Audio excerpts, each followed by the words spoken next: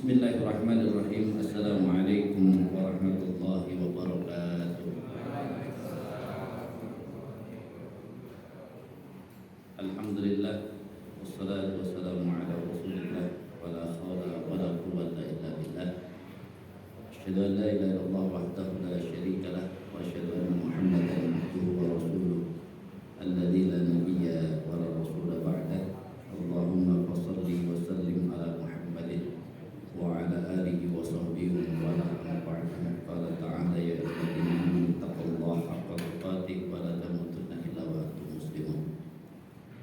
Jemaah sekalian rahimakumullah, untuk kita harus bersyukur pada Allah. Salah satu bersyukur adalah kita memahami agama Islam ini secara sungguh-sungguh.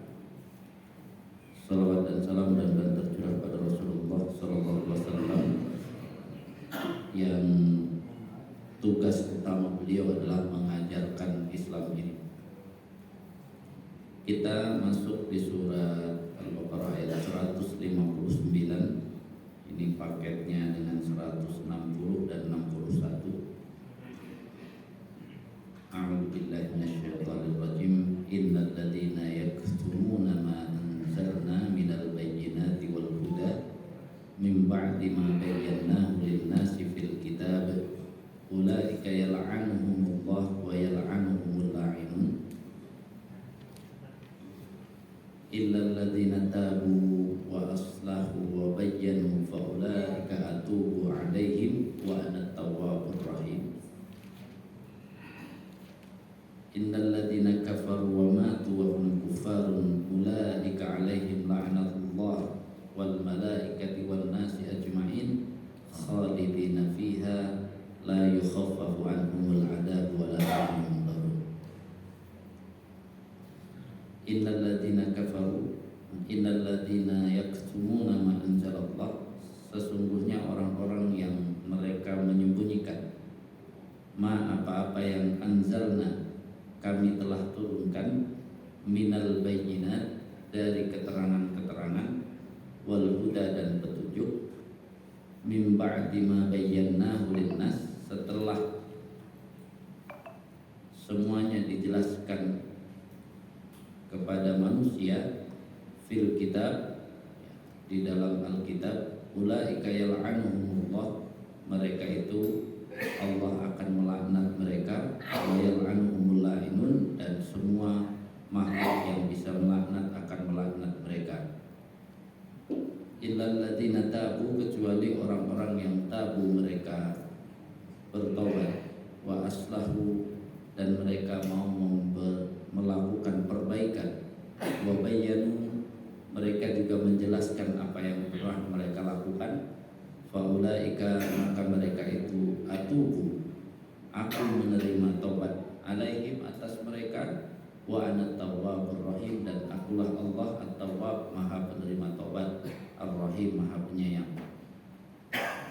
Innal ladzina kafaru wa matu wa hum kuffar, sesungguhnya alladzina, orang-orang yang kafaru, mereka telah kafir, wa matu, dan mereka telah mati, wahum, sedangkan mereka kuffarun, dalam keadaan kafir, ulaika, mereka itu alaihim, atas mereka laknatun, laknat Allahi, Allah, wal malaikati, dan para malaikat, wa, dan an-nasi, manusia seluruhnya, ajma'ina, keseluruhan, khalidina, mereka orang-orang yang kekal, fiha, di dalamnya, dalam laknat, masuk neraka, la yukhaffafu, la, tidaklah, yukhaffafu, diringankan, anhum, terhadap mereka, al-azabu, azab itu, wala, dan tidaklah, hum, mereka, yunzarun, mereka diberi penangguhan.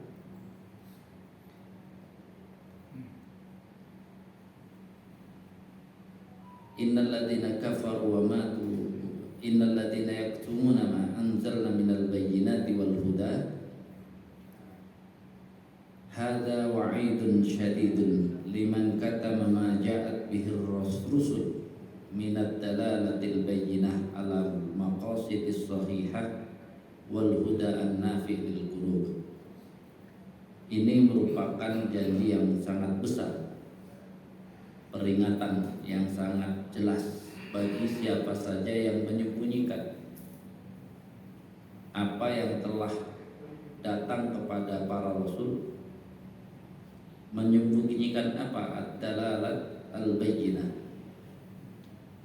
dalil-dalil yang nyata, alal maqasid sahihah, ataupun tujuan-tujuan yang benar, wal huda an-nafi, ataupun petunjuk-petunjuk yang harusnya bermanfaat lil qulub, bagi hati. Mim ba'di ma bayyanahu Allah, setelah semua itu sebenarnya telah Allah jelaskan ta'ala li ibadihi, kepada hamba-hambanya, fi kutubihi, di dalam kitab-kitabnya, allati anzalaha ala rusulih, yang telah kitab-kitab itu diturunkan kepada para rasul. Qala Abul Aliyah, nazalat fi ahlil kitab katamu sifata Muhammadin sallallahu alaihi wasallam thumma akhbar annahum. Abul Aliyah mengatakan ayat ini turun bagi orang-orang ahli kitab yang menyembunyikan tentang ciri-ciri Nabi Muhammad sallallahu alaihi wasallam yang ada dalam kitab mereka. Thumma akhbar annahum, kemudian diberikan kabar bahwa mereka yal'anuhum, akan melaknat mereka, kullu syai'in, ya, segala sesuatu, ala sani'ihim dzalika, segala sesuatu yang ada di muka bumi ini. Fakama annal alim yastaghfiru lahu kullu syai'in hatta al-hutu fil ma'i wat tayru fil hawa. Sebenarnya menjadi orang yang diberikan ilmu dari Allah itu ketika sungguh-sungguh mengajarkan ilmunya, maka yastaghfiru lahu, akan memohon ampun kepadanya, kullu syai'in, segala sesuatu, hatal hut fil ma, ya, ikan-ikan yang ada di lautan, dalam air, wat tayru fil hawa, burung-burung yang ada, ya, berterbangan di udara. Fahaula bi khilafil ulama, hanya yang tidak akan dimohonkan ampun adalah para ulama alladzina yaktumuna, yang menyembunyikan keterangan itu. Fayal'anuhumullahu wa yal'anuhumul la'inun, maka semua yang bisa melaknat akan melaknat. Jadi harusnya kalau para ulama itu bertanggung jawab terhadap ilmu yang Allah berikan kepadanya, sungguh-sungguh dia akan dapat ampunan. Tapi ketika dia tidak sungguh-sungguh menyampaikan dengan benar, ada yang disembunyi-sembunyikan, maka malah dapatnya laknat. An Abi Hurairah anna Rasulullah sallallahu alaihi wasallam qala man su'ila an ilmin fakatamahu uljima yaumal qiyamah birijabin min nar. Ini hadis Bukhari Muslim. Barang siapa yang su'ila, ditanya an ilmin, tentang ilmu, fakatamahu, lalu dia menyembunyikan ilmu itu, uljima yaumal qiyamati bilijamin min nar, maka akan dicambuk pada hari kiamat dengan cambuk dari neraka. Jamaah sekalian rahimakumullah, maka ya, ketika kita memahami ada 3 tugas yang harus kita emban dari kalimat Allah dalam surat Fussilat, wa man ahsanu qawlan mimman da'a ila Allah wa 'amila shalihan wa qala innani minal muslimin. Ada 3 perkara besar yang sebenarnya kalau kita serius sungguh-sungguh akan mendapatkan sesuatu yang luar biasa, karena Allah mengatakan wa man ahsanu qawlan. Ini berupa ucapan saja, tidak ada ucapan yang lebih baik kecuali yang pertama, ucapan untuk mengajak, menyeru kepada Allah. Jadi kalau kita mengajak, menyeru kepada Allah, apapun urusannya, pertimbangkan urusan kepada Allahnya. Misalnya urusan kita pemimpin, ya kita bahasanya pemimpin. Kenapa kita coba yang ini? Karena yang ini tidak anti terhadap Islam, itu lumayan. Alasannya harus ke sana. Orangnya wallahu alam nanti apakah semuanya bagus. Yang penting saat ini misalnya saya dapat saat ini dari semua calon pemimpin cuman dia kayaknya yang tidak anti terhadap Islam. Hanya itu aja yang kita pegang. Yang lain-lain wallahu alam. Karena yang lain-lain sangat kelihatan apa? Anti terhadap Islam. Kita kalau punya alasan harus seperti itu. Karena segala sesuatu kalau kita lakukan itu mohon bicaranya seruan kita kepada Allah, bukan karena kita senang, bukan kita karena suka, karena kita apa? Tuntunan dari Allahnya seperti apa? Wa amila sholihan. Yang kedua juga cukup ringan, yakni menyampaikan ucapan ngajak orang untuk beramal soleh. Ini banyak. Jadi yang mengajak ke jalan Allah banyak, mengajak untuk melakukan amal soleh juga banyak. Tapi ketika bicara waqala innani minal muslimin, yang berani mengatakan bahwa ini loh saya seorang muslim, itu yang harus mulai dilatih. Karena apa? Menunjukkan identitas Islam inilah yang hari ini sering dijatuhkan. Adalah nggak usah bawa-bawa Islam. Ya, kita coba pahami di kalimatnya.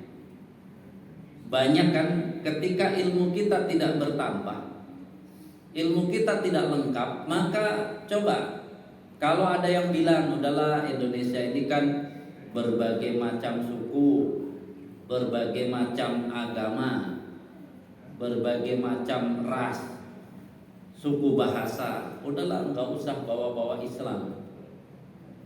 Gimana jemaah sekalian? Ini kan penting. Pasti kalau Bapak ngobrol dengan orang umum akan dibilang begitu. Udah nggak usah bawa-bawa Islam kan. Indonesia ini berbagai macam agama, berbagai macam ras, suku, bangsa. Jawabannya apa Pak? Kita iyakan aja. Ya udahlah Pak Ustadz, iya aja.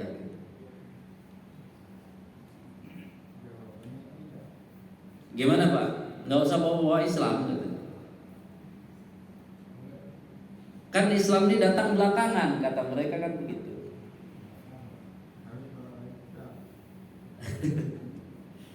Jelaskan Pak. Yang pertama nih harus pahami. Sebagai seorang muslim, kita kan harus paham identitas kita Islam ini. Islam itu apakah ya datang terakhir atau datang duluan? Ayo, ini pengetahuannya biar tambah nih. Islam itu datang paling akhir atau datang duluan? Dia awal dan akhir. Jadi bukan sekedar duluan lagi, di awal ada, di akhir ada penegasan. Sampaikan kepada orang itu bahwa bicara Islam bukan menjelaskan, jangan agama lain bilang kan dulunya ada Yahudi.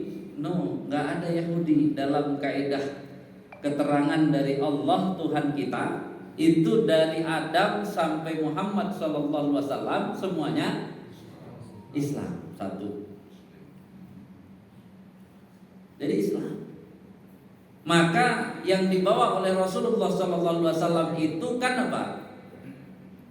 Penyempurnaan, bukan apa? Dan penyempurnaan bukan revisi loh Pak. Nggak ada revisi sebenarnya. Penyempurnaan. Dan kalau melihat fatrah karena lamanya waktu banyak apa? Terkontaminasi, maka pas datang itu karena agama lain merasa Islam ini kan kalau memang agama dari Tuhan ini kan suka merevisi. Sebenarnya Tuhan tidak merevisi. Tuhan itu Allah itu meluruskan yang menyimpang. Jadi ternyata jarak dari Nuh sekian menyimpang, turunkan lagi, ini loh yang benar gitu. Jangan kesana kemari, ini yang benar. Itu satu.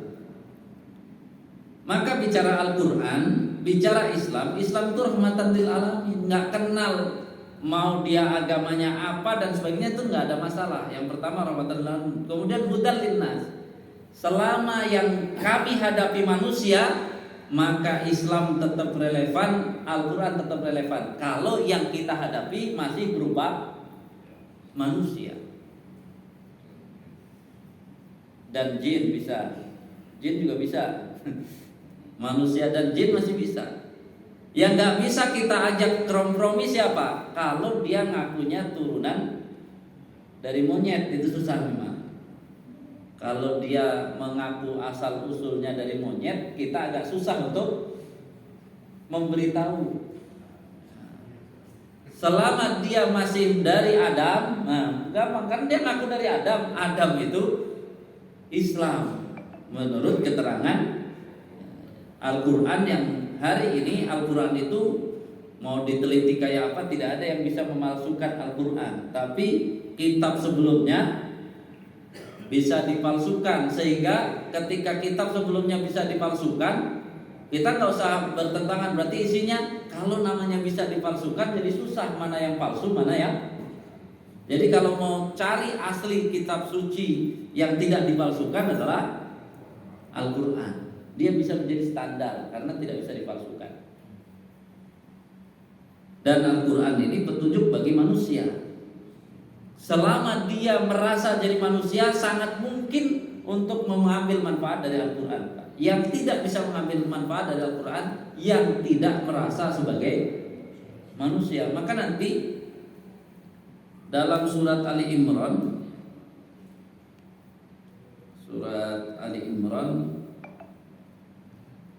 ayat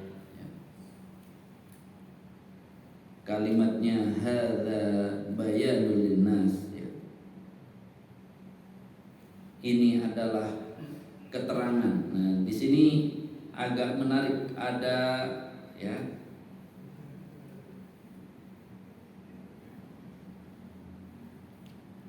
ada beberapa kalimat di sini.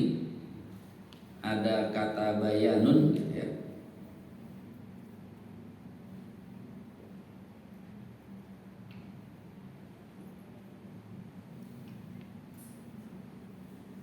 Ya. Jadi kata bayanun surat Al-Imran ayat 138, hadza bayanun linnas. Ini adalah keterangan bagi manusia. Kata keterangan itu kepada manusia siapa saja, selama dia merasa menjadi manusia, maka bisa diberi keterangan, Pak. Maka benarnya Islam nih, Bapak percaya diri di mana-mana, Bapak tahu tentang Islam secara benar, sampaikan. Karena apa? Manusia selama dia masih punya akal, punya standar sebagai manusia, dia akan dengar. Tapi jangan tanya ikut nggak Pak Ustadz, ya ikut urusan beda lagi. Yang penting dia akan dengar, akan mempertimbangkan. Karena setelahnya adalah wahudan wa mau'idatan. Jadi keterangan itu akan hanya sekedar keterangan tanpa memberi petunjuk, karena atau keterangan tanpa memberi nasihat itu biasa kepada orang umum. Karena Allah katakan siapa lalu yang bisa mengambil hidayah dan mengambil nasihat dari keterangan Allah, dari ayat-ayat Al-Quran, dari keterangan Islam? Al-muttaqin, orang yang mau bertakwa, orang yang beriman. Jadi kalau Bapak punya iman, keterangan dari ajaran agama kita akan dijadikan petunjuk. Keterangan dari agama kita akan bisa menjadi nasihat. Tapi kalau keimanan kita masalah, ketakwaan kita masalah, maka keterangan Islam itu hanya sekedar keterangan. Bunyinya yang terkenal di negeri kita agak kasar. Bunyinya apa? Anjing menggonggong, kafilah berlalu gitu. Jadi keterangan yang bagus tuh dia cuek aja. Jadi yang membuat keterangan yang sudah bagus itu tidak ada manfaatnya, itu sebenarnya bukan keterangan yang tidak bermanfaat. tapi orang yang menangkap keterangan itu yang menjadi penentu. Jadi yang disampaikan Rasulullah itu, siapa yang mau mengambil pelajaran dan mau mengambil petunjuk? Orang-orang yang beriman. Orang munafik nggak mau. Orang kafir nggak mau. Jadi walaupun bapak temennya lintas suku, lintas agama, kalau memang bapak tahu tentang Islam, sampaikan saja. Sampaikan saja. Kalau Allah akan ngasih petunjuk, maka dia bisa, keterangan itu bisa diambil pelajaran. Nggak ada ruginya kan bagi kita. Kalaulah dia tidak mengambil petunjuk atau nasihat, minimal kita sudah menyampaikan sesuai keterangan. Tugas kita kan apa? Menyampaikan sesuai keterangan tadi. Da'a ilallah itu gitu, sampaikan ini loh dari Allah, terserah mau ikut atau tidak. Jadi semua dua poin tadi jelas. Islam ya, dalam keterangan agama kita dari Nabi Adam sampai Nabi Muhammad SAW adalah Islam. Kemudian Al-Quran juga syahrul Ramadan alladzi unzila fihi al-Quran hudan linnas, selama masih manusia dia masih bisa punya kesempatan untuk mendapat petunjuk. Jadi percaya diri aja, sampaikan sesuatu dari Islam. Walaupun bahasanya jangan ini saya sampaikan dari Islam, nggak usah begitu. Bapak tahu keterangannya dari Islam, ada masalah, sampaikan pendapat Bapak sesuai dengan yang dituntun oleh Islam. Jadi sampaikan. Karena apa? Ini keterangan yang benar, keterangan yang penting. Sehingga kalau kita percaya diri terhadap Islam tadi, dan itu merupakan kalimat yang indah yang Allah sampaikan tadi, ya, waman ahsanu qaulan mimman da'a ilallah. Kalau orang berceramah ngajak tobat, orang berceramah ngajak amal soleh banyak, tapi salah satunya yang kurang adalah beranilah kita mengaku saya ini muslim. Apa maksudnya saya ini muslim? Saya akan berperan sebagai orang Muslim yang meyakini bahwa Islam ini sebenarnya selama mengakui bahwa Allah sang pencipta, kemudian manusia diciptakan, maka sebenarnya manusia ini aslinya bisa dinasehati dengan Islam. Kenapa? Karena yang Allah pilih, al-yawma akmaltu lakum dinakum wa atmamtu alaikum ni'mati wa raditu lakumul Islam madina. Allah meridhoi Islam ini karena Islam inilah yang Allah tetapkan untuk apa? Menjadi pedomannya. Sehingga yang ada keterangan-keterangan Islam yang benar itu yang dibutuhkan. Sebenarnya hari ini para ulama-ulama itu dibutuhkan untuk bersuara yang benar. Jangan disembunyikan keterangan itu. Ketika orang muslim mengatakan ya bahwa ya tadi Islam itu udahlah ngurusin keimanan, ibadah, jangan ngurusin politik dan sebagainya, itu kita harus bilang bahwa sebagai ulama kalau dia menyembunyikan seperti itu nggak takut. Uljima fakatamahu, dia dianggap menyembunyikan.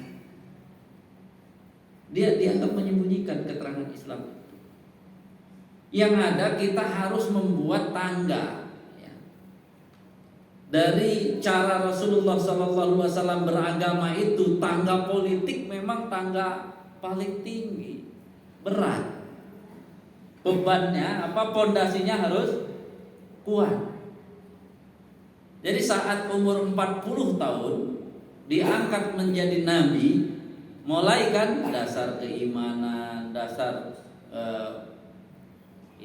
mengenal Allah, kemudian yakin kepada hari akhir, balasan semua, terus halaqah dari rumah ke rumah, bahasa kita ya, terus belum punya masjid kan dulu, terus saja sampai kuat ya. Tapi apakah berhenti di situ? Tidak. Ternyata ini hanya bab pertama. Setelah itu mulailah disuruh hijrah. Dari hijrah itulah mulai tugasnya menjadi lebih berat. Karena harus punya masjid, kemudian harus tadi setelah punya masjid harus juga mendakwai para pemimpin negara lain dengan surat-suratnya. Kan kalau sudah menyurati pemimpin itu bahasanya adalah diplomatik. Diplomatik itu politik atau sosial? Ayo coba, diplomatik itu politik apa sosial? Politik. Siapa yang bisa melakukan hubungan diplomasi? Nih Pak Juli, gimana? Siapa yang bisa melakukan hubungan diplomasi? Ya, diplomat itu kan nggak bisa dia di diplomat main ngelonong ke negara lain. Yang punya stempel kekuasaan. Kalau nggak punya,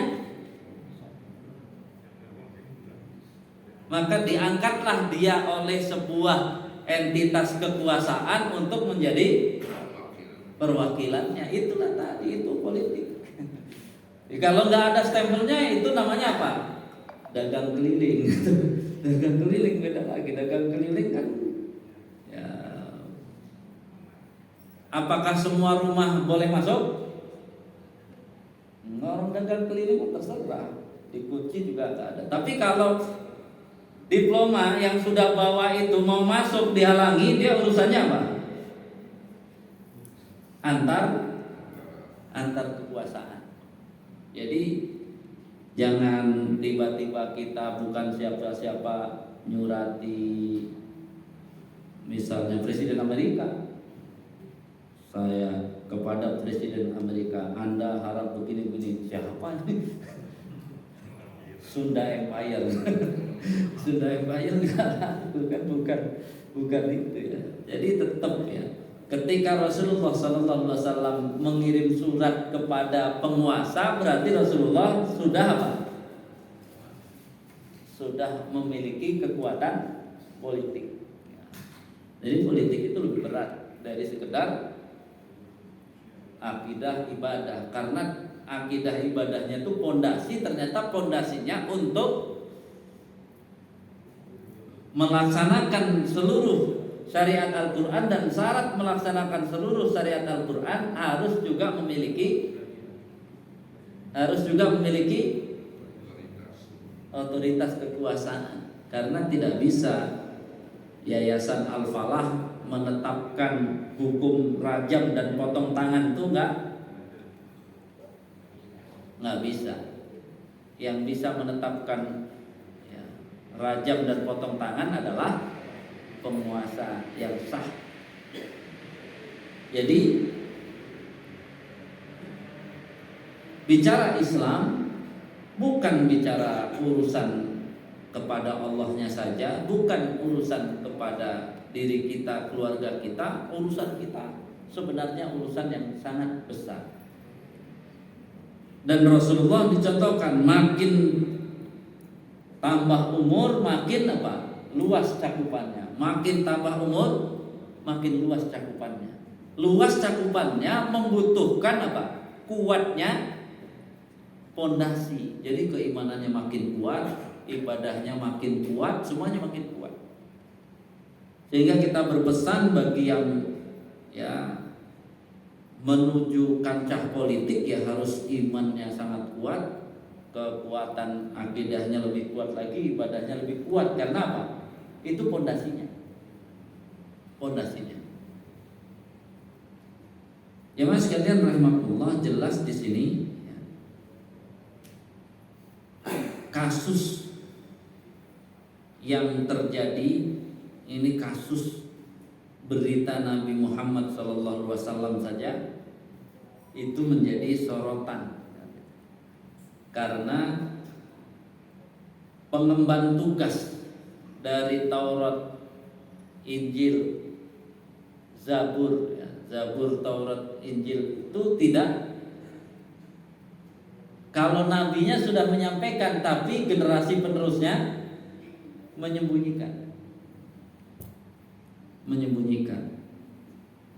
Karena ada sesuatu yang disembunyikan, kan harus membuat jalan baru gitu ya. Akhirnya berubahlah yang tadinya Islam menjadi Yahudi, Nasrani, ya, Majusi, kesana jadi berubah. Jadi itu penyimpangan. Sehingga ketika kita hari ini Islam itu terasa sempit, Islam itu terasa selalu kecil, kadang-kadang kita yang memandang meremehkan Islam itu sekecil itu. Padahal aslinya Islam adalah mengatur seluruh alam. Berarti ketika kita belum tahu banyak, ya terus belajar. Karena memang benar-benar yang sering membuat Islam ini susah adalah Islam disuruh menyesuaikan keadaan kita, bukan keadaan kita mengikuti keluasan Islam. Jadi sering pertanyaan itu yang harus Bapak mulai tambah gitu ya. Pak Ustadz, kalau saya sudah tua begini harus bagaimana gitu ya. Itu pertanyaannya nggak begitu, jangan bawa-bawa tua. Selama kita masih Islam, ya orang Islam itu nggak ada tua, nggak ada anak-anak, nggak ada pemuda. Namanya orang Islam, berusahalah untuk mendapatkan seluruh pahala dari semua urusan yang diatur oleh Islam. Misalnya Pak Juli ini, yang paling dikuasai Pak Juli apa?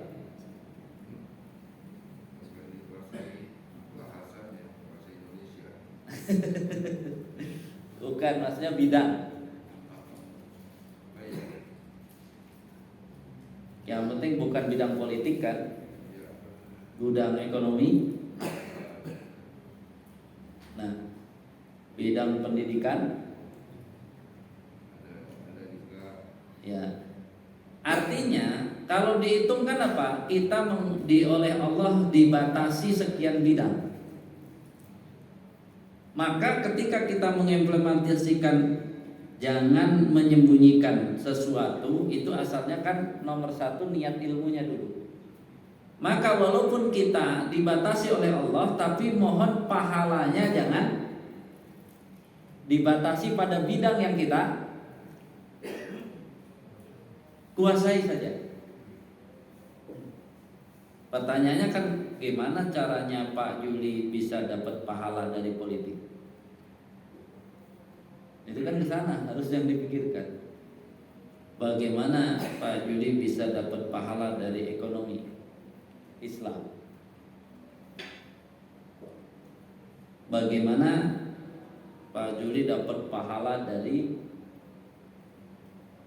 perjuangan orang yang berjihad, baik di negeri Palestina ataupun di tempat lain? Kan Islam mengajari seperti itu sebenarnya Pak Juli. Jadi kita ini seringnya apa? Segala jenis pahala itu ditutup gara-gara kita merasa udahlah saya cuman bidang yang saya tekuni. Nah sekarang solusinya gimana nih Pak Juli ini? Biar dapat pintu pahala dari yang segala macam tadi, sementara bidang kerjanya tetap. Jadi bidang kerjanya tetap, tapi harus mendapat akses pahala dari semua bidang. Itulah berislam. Maka perintah Allahnya ya ayyuhalladzina amanu dkhulu fis-silmi kafah. Masuk Islam itu semuanya, jangan sepotong-sepotong. Berarti poinnya kan nomor satu Nomor satu apa Pak Judi? Jangan menolak bidang yang tidak kita kuasai, atau bahasanya apa? Jangan antipati, jangan anti, apalagi jangan pesimis dengan udahlah apa politik juga mau orang muslim mau apa, kan gitu seringnya orang Islamnya. Berarti orang yang kayak gitu nggak akan dapat pahala dari politik Islamnya. Jadi jangan anti dulu. Kalau untuk bicara jangan anti berarti harus apa Pak Judi? Minimal mengenal, walaupun tidak paham tuntas, minimal mengenal. Jadi sudah tidak anti, mengenal apa sih sebenarnya. Karena hari ini sebagai seorang muslim secara normatif kita harus mengatakan sebenarnya kalau pakai politik Islam nggak akan begini. Kalau pakai politik secara Islamnya, hari ini orang muslim kemudian rusak dengan politik, berarti saat berpolitik tidak pakai cara Islam. Minimal cara Islam minimal sekali, itu kan tahu mana halal, mana haram. Kira-kira kalau dia muslim, yang halal bolehlah diambil, tapi yang haram ditolak, tidak diambil. Itu udah lumayan Pak. Baru pakai kalimat halal haram. Jadi yang saat ini mengerikan itu kan politik menghalalkan semua cara, ekonomi menghalalkan semua cara, bisnis menghalalkan semua cara, kan itu sebenarnya yang bermasalah. Itu yang bermasalah. Jadi setiap amalan yang tidak kita kuasai, nomor satu kita harus kenal. Yang kedua, harapannya tetap yang baik, jangan harapan buruk. Nanti ternyata cucu Pak Judi ya manggilnya apa? Cucu Aki, saya pengen jadi presiden. Ternyata kuat banget niatnya gitu kan. Berarti kan sebagai seorang Aki, saya harus bekali nih anak dengan politik Islam. Ya, kalau pesen ya Habib itu kan gampang banget. Anak muda yang mau ikut politik Islam, satu, perbaiki keimanan. Dua, jaga akhlak. Jangan pergaulannya dijaga, jangan pergaulan bebas. Kemudian apa? Sedapat mungkin untuk menghindari yang haram. Terus semua sampai apa? Nanti ya jangan sampai kena berzina, narkoba, semua dikasih tahu. Kenapa? Karena nanti ketika kamu minatnya politik, ternyata latar belakangnya seperti itu, begitu jadi benar-benar jadi seorang politikus, maka akan datang orang-orang yang tahu latar belakangnya untuk memeras, pemerasan politik. Kamu mau tanda tangan, dapat jatah sekian, atau kalau nggak mau tanda tangan, saya sebar aib kamu yang dulu ya. Kira-kira pilih mana Pak? Mau disebar aibnya atau tanda tangan dapat jatah?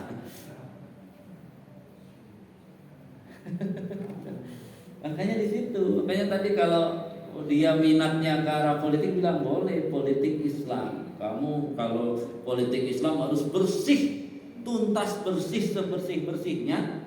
Itu kan menjadi apa? Syarat yang disampaikan oleh Nabi. Syarat yang disampaikan oleh Nabi Yusuf sebelum menerima mandat sebagai tadi pejabat negara. Bilang apa? Bersihkan dulu nama itu. Azan dulu.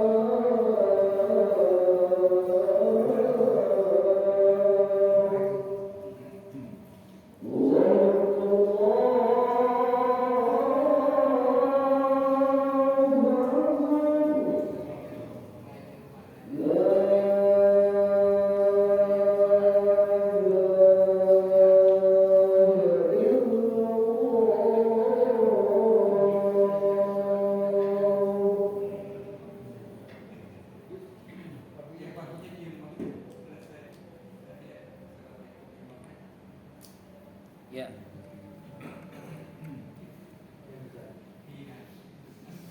Kemudian ketika hadis tentang laknat, ulaika yal'anuhumullah wa yal'anuhumul la'inun, itu Ibnu Katsir menyebut satu hadis, innal kafiru yudrabu darbatan baina ainaihi. Jadi di sini dikatakan kunna ma'an Nabi sallallahu alaihi wasallam fi jinazatin. Jadi bersama Nabi ketika mengurus jenazah. Berarti ini lalu Nabi bersabda, innal kafir, sesungguhnya orang kafir itu yudrabu dzarbatan baina ainaihi, akan dipukul dengan pukulan di antara dua matanya. Fayasma'u kullu dabatin ghairu thaqalain. Setelah itu teriaklah ya, orang kafir tersebut, ini berarti dikubur ya. Dan semua akan mendengar kecuali dua kelompok, bangsa jin dan manusia, yang sering tidak dengar teriakan yang dikubur itu. Fatal'anuhu kullu dabatin sami'at sautahu. Lalu kemudian yang mendengar teriakan orang kafir itu, seluruh makhluk tadi langsung melaknatnya. Jadi udah dipukul kesakitan, bukan didoain Pak, tapi tambah dilaknat, celakalah orang kafir itu gitu ya. Sayang kita dan jin tidak dengar. Kalau dengar, wah tobat semua orang dengar orang kafir dijitak kan gitu ya, pukul dengannya. Sehingga selalu ada sisi ketika Allah memberikan keberkahan yang banyak itu, segala sesuatu yang bisa kita laksanakan, ketika kita tidak melaksanakannya maka biasanya akan mendapatkan yang sebaliknya juga sebanyak itu. Tadi ketika kita punya ilmu dan ilmu itu sudah kita pahami, sampaikan kepada orang, mau orangnya suka atau nggak suka, terima atau nggak terima, ya biasa-biasa saja, itu bukan urusan kita. Tapi ternyata ketika kita sampaikan akan dimohonkan ampun oleh, itulah dakwah. Dia akan dimohonkan ampun oleh seluruh makhluk yang ada di laut, burung yang ada di udara. Tapi ketika kita kita sembunyikan, malah dapat laknat dari semua makhluk tadi. Jadi memang belajar ini pelan-pelan, kalau bisa dijadikan obrolan kepada anak kita, keluarga kita, kita tanya gitu. Misalnya anak kita nanti ke depan mau apa? Saya mau dagang. Dagang. Terus sekarang misalnya, tapi sekarang gimana proses belajarnya? Saya lagi menghafal, hafalannya gimana? Mungkinnya baru berapa? Mungkin baru sekian. Umur sekarang sekian. Kalau nanti mau dagang umur sekian, selesaikan dulu aja. Karena kita ajak ngobrol, lalu pahalanya tambahan mau dapat dari mana? Dari Qur'annya itu. Nanti Qur'annya tetap diajarkan, diindikan, tapi mau berusaha, ya tidak mengandalkan dari majalah Quran. Bagus niatnya, tapi sekarang selesaikan dulu, ya hafalannya sampai mungkin. Nah, setelah itu baru prosesnya digambarkan. Kalau nanti mungkin kemudian ilmunya mau bertambah, minimal kan kalau hafalannya mungkin, suaranya bagus, mau kuliah saja cari kos yang paling gampang di masjid. Kalau perlu jadi imam sekalian kan, bacaannya bagus, hafalannya mungkin, nanti ngajarkan ya udah. Nanti akhirnya apa? Ya tadi niat dari awal kan katanya mau punya usaha, yaitu uangnya ditabung nanti buat modal usaha kan. Artinya memang harus didorong, jangan apa, oh nggak usah lah ini ya. Kita itu selalu kadang-kadang apa yang tidak sesuai dengan kita langsung dipotong. Kenapa nggak digabung antara jalan yang sekarang dijalani dengan cita-cita dia kita giring untuk bertemu di satu titik, sehingga akhirnya kesimpulannya kan gampang. Kesimpulannya ya, apa yang sedang kau tekuni selesaikan dulu satu tahap demi satu tahap, sehingga nanti akan menarik bagi dia. Oh, begitu. Misalnya dikasih tahu kawan-kawan yang pegang handphone yang katanya buat belajar, banyak manfaat untuk belajarnya atau mudarat untuk lalainya. Dia bisa jawab banyak mudarat untuk lalainya, kan berarti udah enak. Kalau dia sudah mulai punya jawaban-jawaban, ya, berarti harus hati-hati. Kita ini sering tidak sesuai cita-cita dan tujuan dengan usahanya. Cita-cita usaha ternyata lupa saja hanya dengan diberikan handphone, ternyata tadinya untuk belajarnya yang enggak, semuanya habis untuk tadi. Kemudian dia nanya misalnya, ada kawan yang gini dengan main game akhirnya dapat duit terus itu, ya saya bilang ya tergantung nantinya bisa menata atau tidak. Jangan-jangan semuanya malah untuk game saja, yang lain-lain cita-citanya lupa gitu ya. Katanya tadinya kan ini hanya sebagai apa? Sebagai tambahan saja ya. Kalau sebagai tambahan ya terletakkan sebagai tambahan, jangan jadi apa? Pokok kamu yang urgennya mana, itu yang akan kamu tekuni. Jadi ini hal-hal yang sekali lagi kita belajar dengan benar, kemudian gunakan pelajaran kita untuk ngobrol, tapi tadi dengan apa? Dengan semua, jangan ada yang disembunyikan. Nggak benar kita katakan nggak benar, tapi pelan-pelan untuk menjelaskan. Kan yang penting jelas.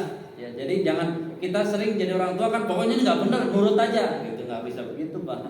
Harus apa? Jelaskan nggak benernya. Kenapa? Kalau perlu dia diminta pendapat nggak benernya di mana. Menurut kamu benar atau salah, itu biasa-biasa saja. Dan memang ini tugas kita dalam mendidik itu memang cukup apa? Cukup pelik, apalagi di akhir-akhir ini. Belum tadi dapat berita-berita yang tidak benar tadi, keyakinan yang tidak benar, itu kadang-kadang ya larut ya apa yang sudah kita tanamkan kepada anak-anak kita. Wallahu a'lam bishawab. Ada suatu lagi, silakan. Assalamualaikum warahmatullahi wabarakatuh. Waalaikumsalam. Kitab-kitab seluruh Al-Quran kan hanya untuk kaum masing-masing ya Pak Ustaz. Iya. Yang dibilang menyembunyikan itu menyembunyikan dari siapa? Iya. Yang menyembunyikan kalau keterangan hadis adalah isi berita tentang Nabi Muhammad. Itu yang tidak disampaikan kepada dari ulamanya ke bawahnya. Dari Rasulnya disampaikan, tapi dari ulamanya itu tidak disampaikan.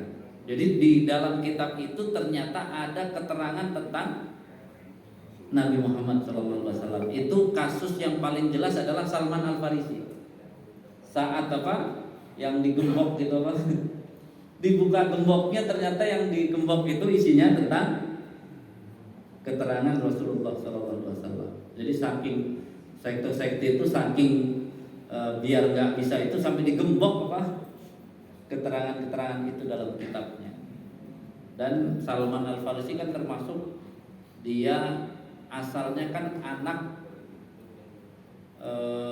bahasa sekarang ya putra mahkota lah dari sebuah kaum yang dia nanti apa? Diharapkan menjadi Yahudi, ternyata dia enggak, diharapkan dari Nasrani sampai apa? Dia tetap nyari yang benar sampai sebelum dia wafat si pendeta ini bilang kayaknya nggak ada lagi yang bisa menuntun kamu untuk tetap lurus sebagaimana agama Ibrahim, kata ya pendeta yang benar ini. Dia nggak nitipkan ke kawannya, tapi dia cuma ngasih tanda, nanti ketemu digambarkanlah seperti apa Rasulullah, ada tanda kenabiannya, terus itu. Nah makanya kan Salman masuk Islamnya sama Nabi kan ngorek apa yang sudah dijelaskan oleh pendeta yang dulu ya diikuti oleh Salman Al Farisi. Itu yang dimaksud disembunyikan itunya. Karena ini bicara Al-Quran, artinya ahli kitab menyembunyikan keterangan tentang Rasulullah. Makanya di ayat setelahnya nanti kan mereka itu sebenarnya mengenal Muhammad seperti mengenal anak mereka sendiri. Karena berarti Allah sudah gambarkan sangat rinci di kitab-kitab itu, seperti mengenal anaknya sendiri. Gimana sih? Berarti keterangan cuman tidak disampaikan. Kalau yang suhuf dari Musa selain Taurat ada? Ada. Kalau suhuf biasanya ya awal-awal kan biasanya keterangannya tentang la ilaha illallah kan. Tiada Tuhan selain Allah. Mereka dulu kan masih perlawanan hanya tentang itu. Nah cuman kan kalau Ibrahim nanti kan semua ajarannya kan nyatu kan, sama sebenarnya dengan Taurat, Injil itu sama. Suhufnya itu isi yang penting. Demikian kita tutup dengan hamdalah. Alhamdulillah.